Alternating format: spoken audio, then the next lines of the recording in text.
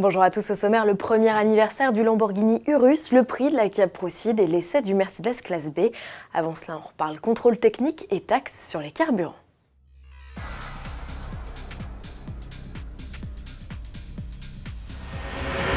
Le gouvernement répond enfin aux Gilets jaunes par un ensemble de mesures. Le Premier ministre Édouard Philippe a notamment annoncé le report du contrôle technique plus sévère pour les diesels et des taxes sur les carburants. Ces deux mesures, prévues au 1er janvier 2019, sont suspendues pour 6 mois. Ce moratoire, en d'autres termes cette pause, doit permettre à l'exécutif de trouver des solutions pour sortir de la crise. Si l'on ne trouve pas de solution, on y renoncera, a déclaré Benjamin Griveaux, porte-parole du gouvernement sur l'antenne de RTL ce 5 décembre.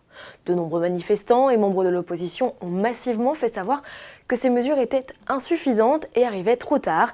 Les Gilets jaunes appellent donc à une nouvelle mobilisation nationale et pacifiste ce samedi 8 décembre.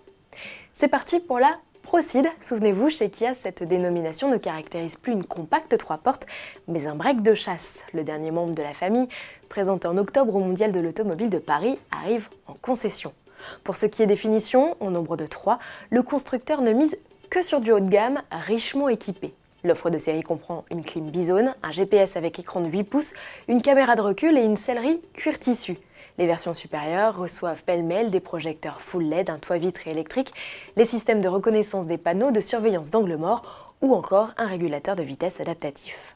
Sous le capot, 4 motorisations de 120 à 204 chevaux sont proposées, mise à prix 26 590 € en essence et 29 990 € pour l'unique diesel de 136 chevaux. La boîte auto n'est associée qu'à 3 blocs les plus puissants. À finition et motorisation équivalente, la Procid est 1 000 € plus cher que le break de 3e génération qui reste au catalogue. Les deux modèles proposent un volume de coffre quasi identique, mais le nouveau venu profite en plus d'un tempérament plus sportif. À propos de modèles sportifs, joyeux anniversaire à l'Urus. Il y a un an, Lamborghini lançait son tout premier SUV. Malgré un accueil mitigé de la part de certains puristes, les faits sont là, l'Urus est victime de son succès. Le carnet de commande pour le mastodonte de 650 chevaux, facturé plus de 200 000 €, s'étend au-delà de 2019. La demande est particulièrement forte en Russie, en Inde et en Corée du Sud. Inconvénient, l'usine de Sant'Agata peine à suivre le rythme. Ces délais d'attente à rallonge pourraient avoir pour effet de détourner la clientèle chez la concurrence.